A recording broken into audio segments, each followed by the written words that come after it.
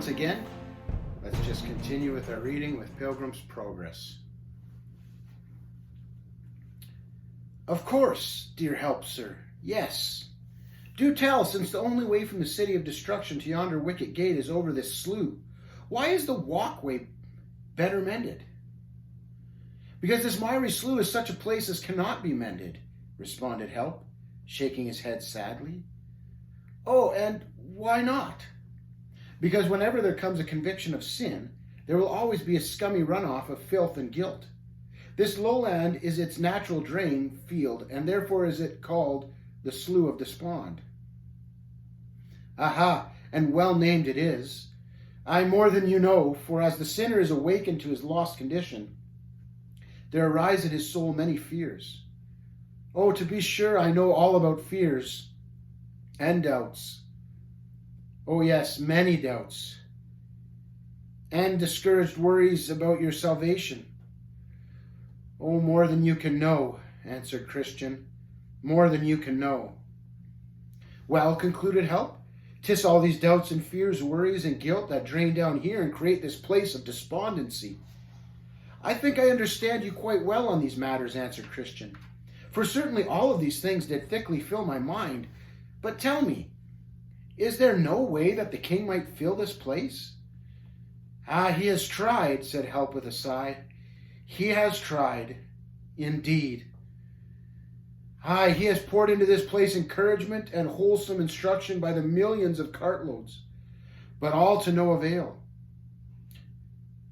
Then must every pilgrim suffer in the mire of despond, as I have done. No, not if they keep their eyes fixed on yonder light. That light shows the way to some very clear and solid steps. Clear and solid, do you say? Aye, nodded Help. Most assuredly, and placed there by direction of the lawgiver himself. I am surprised Evangelist did not instruct you to keep your eye on the light. Well, actually he did, sir, confessed Christian.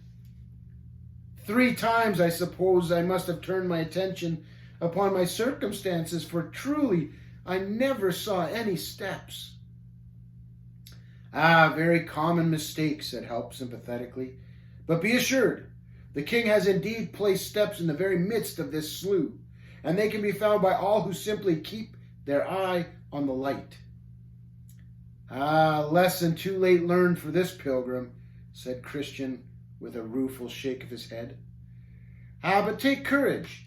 He is faithful and just to forgive you and to cleanse you from all this mire upon you, and the ground is good once you get in at the gate. Godspeed. Thank you, sir. Thank you very much. Farewell.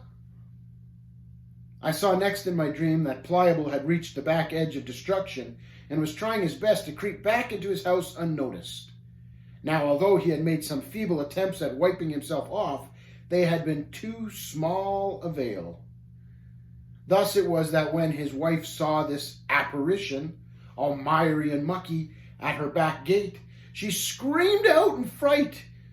When he was finally able to shush her up long enough to convince her that it was indeed he himself and no mucky vagabond, she handed him a bucket and brush.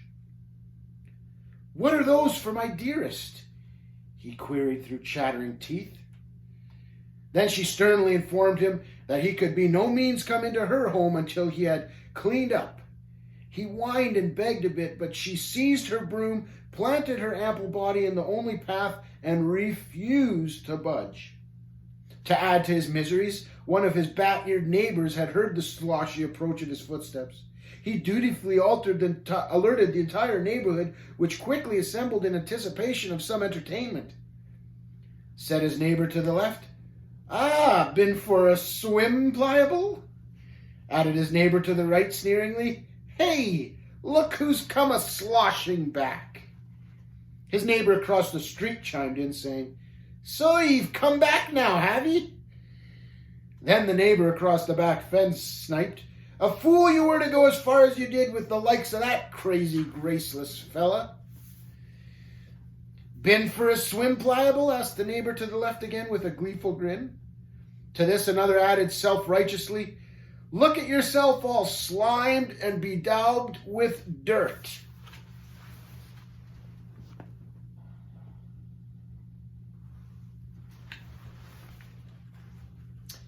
At this, his wife came to his defense and said, "Well, at least he was wise enough to come to his senses." "Bah! Wise nothing," quipped one of the local youth. "Seems pretty chicken-hearted to turn back the first time the road gets a little soggy." Then the neighbor to the left leaned onto the sagging picket fence, smiled a toothless grin, and said again, "You been for a swim, Pliable." He, he, he. Then they all rollicked and rolled with mirth, and a jolly good time was had by all but Pliable, that is.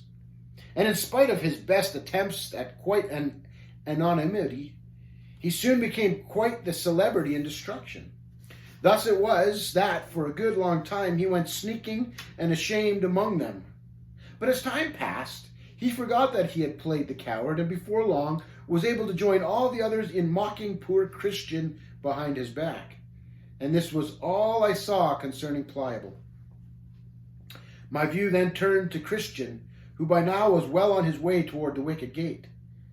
Now by and by he espied someone coming down across the field to meet him. This gentleman's name was Mr. Worldly Wiseman.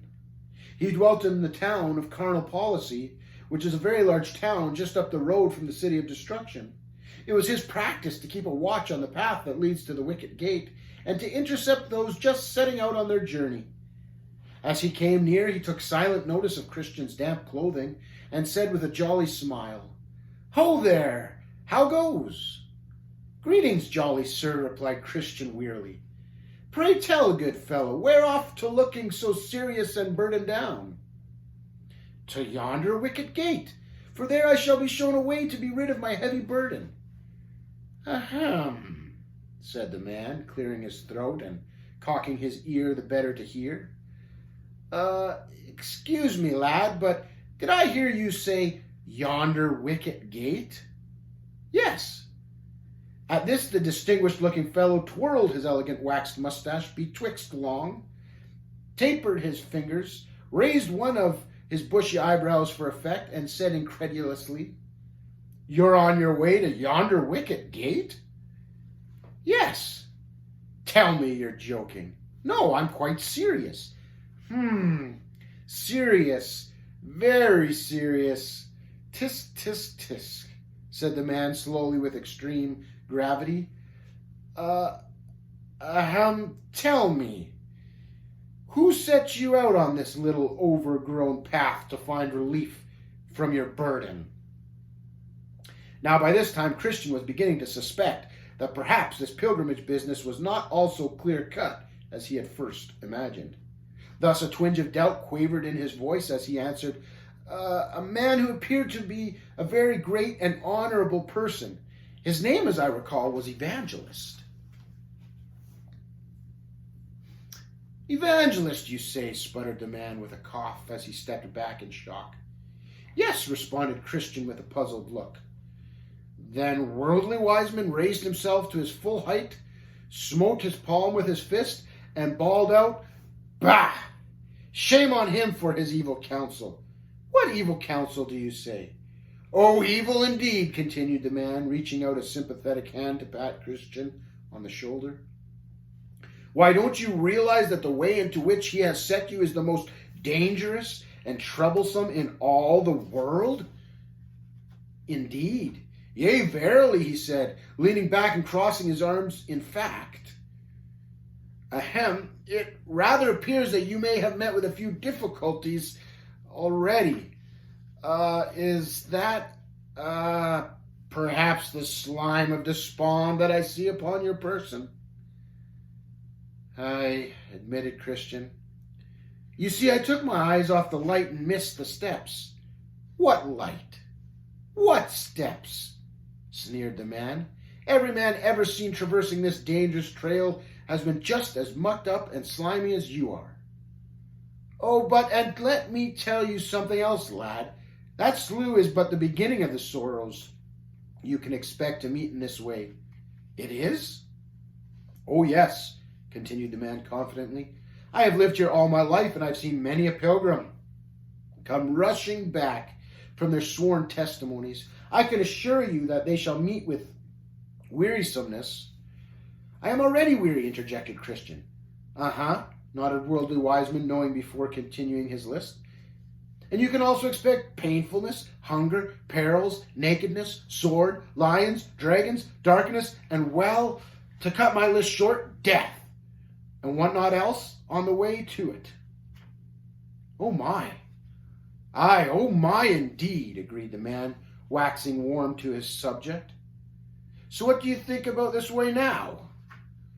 Well, to tell you the truth, put in Christian with a touch of returned boldness, I don't think I care what I meet in the way. No, replied his shocked auditor. No, just so long as I can be delivered from this crushing burden. Ah, said the man, nodding his head wisely. I see your point, and well taken it is. For certain it is that this guilty burden will crush any man who cannot get it off, as well I know. So then, let us analyze the situation logically. Tell me first, how did you come to carry this great burden? By the reading of this book in my hand. Ah, just as I feared, snapped the man with a great show of concern. You have made the mistake of trying to understand mysteries that are beyond the reach of your feeble mind.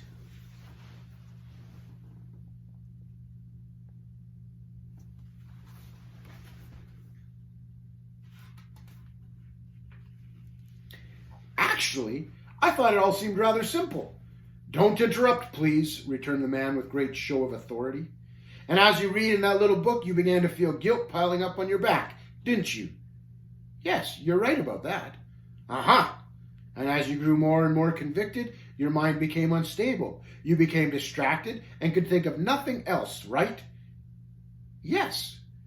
And then at the very first suggestion of some way of escape, you ran yourself off on this desperate venture to obtain you know not what.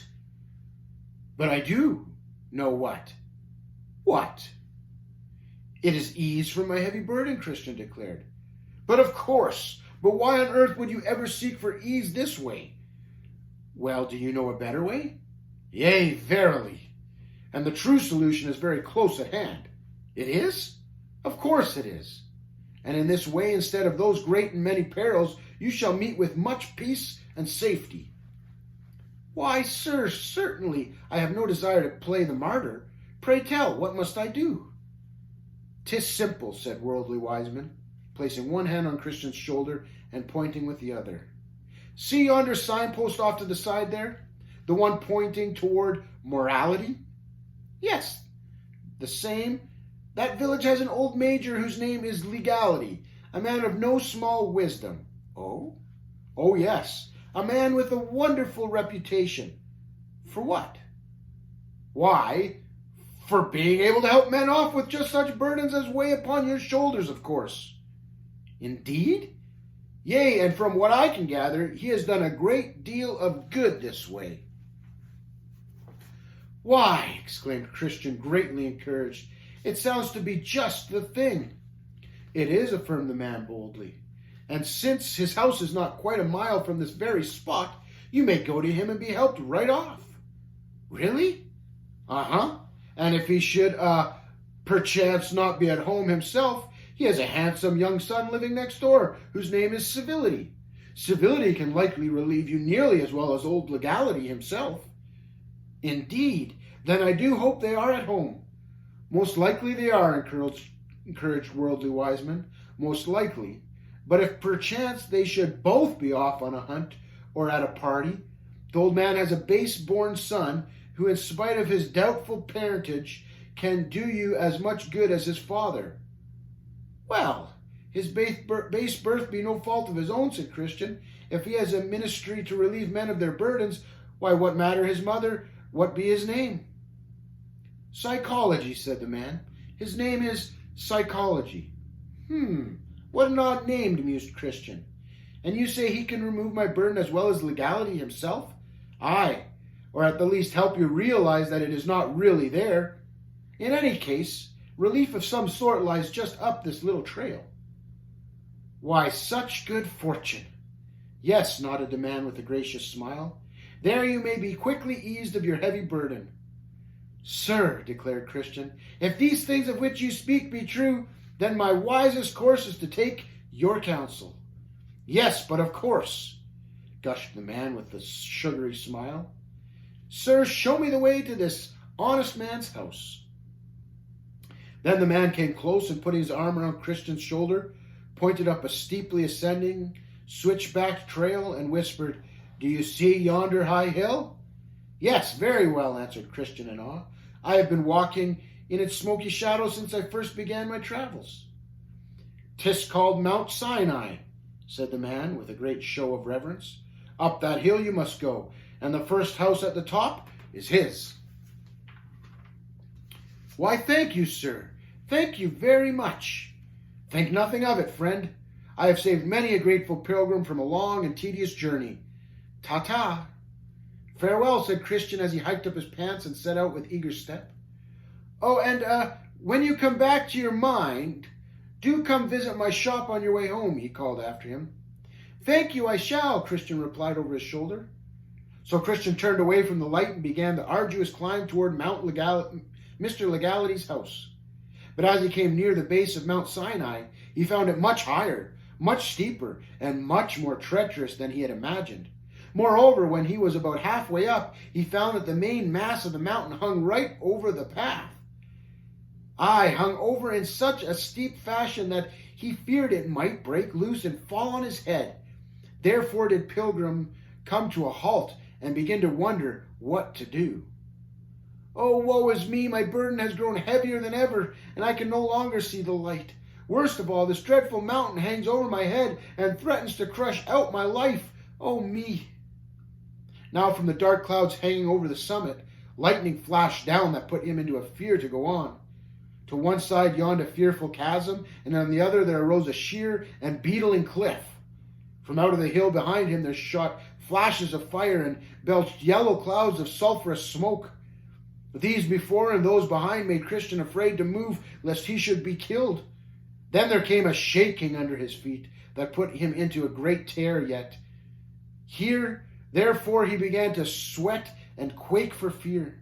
He also began to deeply regret having met one Mr. Worldly Wiseman. Oh, how sorry he was that he had ever taken such evil counsel. Oh, how he wished he could somehow, somewhere see the light. Just when he had begun to fear that he was lost forever, he saw a distant figure toiling up the hill toward him.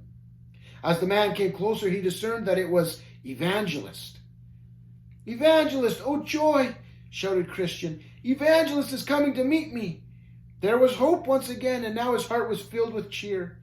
But then as he thought of where he was and how he had come to be where he was, he began to blush for shame. So Evangelist came up to Christian and looked upon him with a severe and dreadful countenance. Then he began to reason with Christian thus. What are you doing here, Pilgrim? To this Christian had no proper answer and only managed to stammer out, Then said Evangelist sternly, Are you not the man I found crying outside the walls of the city of destruction? Yes, dear sir, I am the man. And did I not set you on the path to the little wicket gate? Yes, sir, said Christian, head hung low with shame. How is it, then, that you have so quickly turned aside? Surely you must realize that you are now quite out of the way. Then said Christian sadly, that is, well, right after I had gotten over the Slough of Despond, I met with a distinguished-looking gentleman who dwells in these parts. He spoke with me for some long time and persuaded me that I might get out of the shadow of this Mount Sinai by climbing to its top. There I was supposed to find a village called Morality, whose merit could relieve me of my burden. I see. And so I foolishly believed the man had turned me out of your way into this, hoping that I might be eased of my burden by an easier way. But when I got to this place and beheld things as they are, what with this bleeding cliff and the sulphurous fumes and the thundering ground, I grew afraid and stopped. And I must honestly confess, sir, that I can no longer see the light and that I have no idea what to do. Bear with me for a moment that I might show you the words of God, commanded Evangelist. Yes, sir, said the trembling pilgrim. Then Evangelist raised his right hand toward heaven and said in a deep and thunderous tone, "Now the just shall live by faith. But you have begun to reject the counsel of the Most High. You have drawn your foot back from the way of peace and put yourself in danger of losing your soul." Then did Christian fall upon his face, crying, "Oh, woe is me, for I am undone." "Stand up on your feet," said Evangelist tenderly, stretching forth a kindly hand. "Yes, sir," said Christian gratefully, struggling to his feet beneath the increased weight of already ponderous burden. "Fear not, poor Christian," said Evangelist gently, "for all manner of sin and blasphemies shall be forgiven unto men. Therefore be not faithless, but believing." "Ah, is it even so? May I be forgiven?" asked Christian, with a touch of hope in his voice. "Aye, if thou canst believe, all things are possible to him that believeth." "I believe," stammered Christian. "Only help thou mine unbelief." Then Evangelist smiled to hear him quote from his little book and said firmly, "That man that met you in the way was one worldly wise man. His counsel was like to have been the death of you." "Yes, sir," answered Christian, his head yet hung low. "The Lord says, strive to enter in at the strait gate, the gate to which I sent you. For strait is the gate which leadeth unto life, and few there be that find it." "Yes, sir." "He to whom you were sent to find relief, the man called legality, is the son of the bondwoman, which is yet in sin's bondage with all her children. That priestess and her ways are revealed to you in this mountain Sinai." "Aye, so I see," answered Christian, glancing fearfully upon the many tares thickly surrounding him.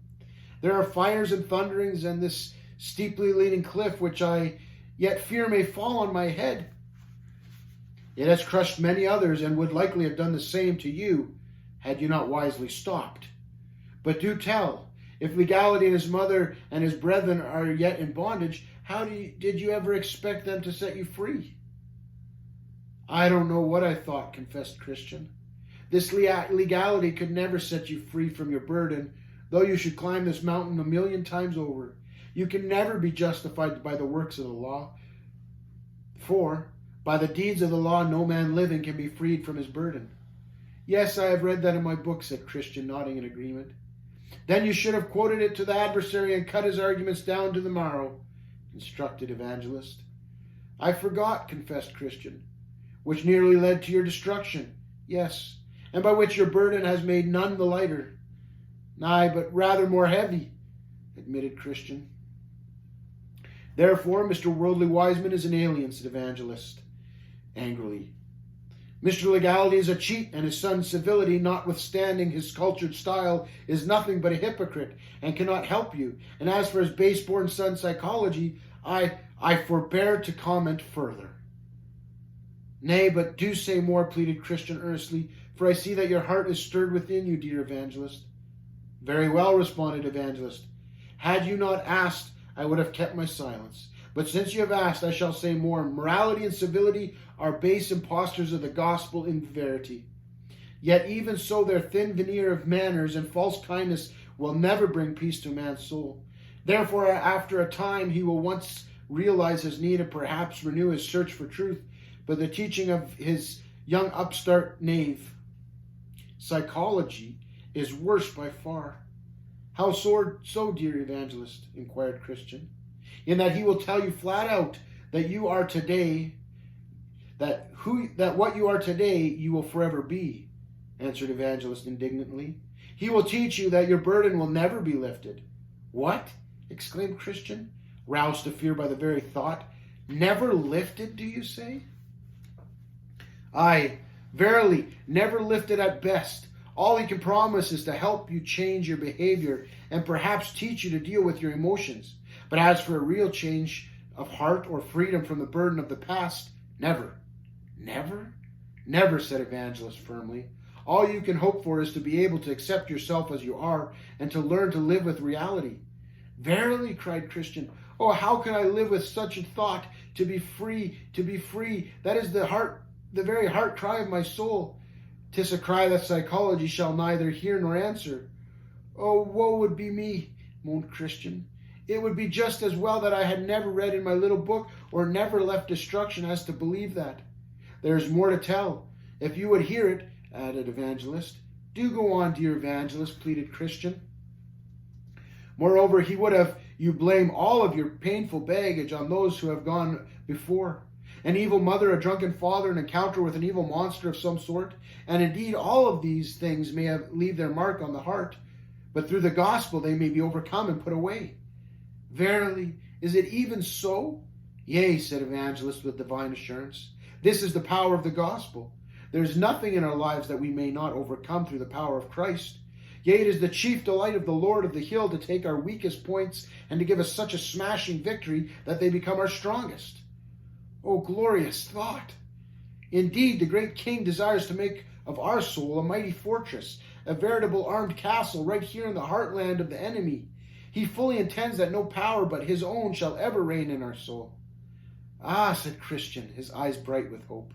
Blessed hope, blessed, blessed hope. So it is, dear Christian, said Evangelist softly, and if you will but believe his promise of forgiveness and act as though it were true, all these words of mine will surely come to pass.